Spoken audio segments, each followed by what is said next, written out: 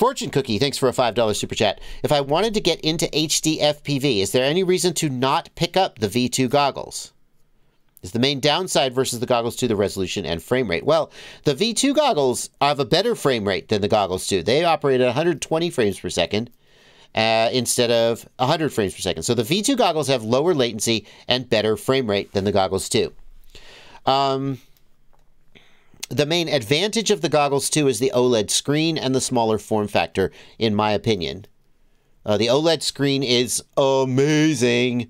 I know that whenever I talk about OLED on a live stream, some people are like, well, I don't think it's that impressive. I think it's night and day.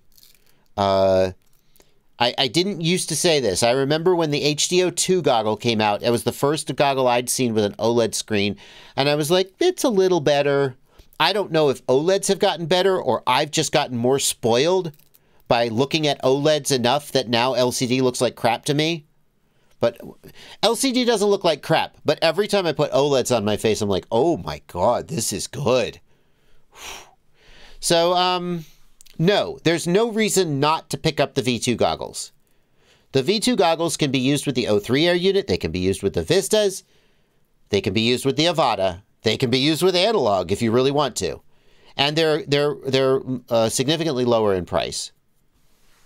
I don't think there's any... I can't think of a reason why you wouldn't go with the V2 goggles if you wanted to save a little money and you didn't mind the form factor.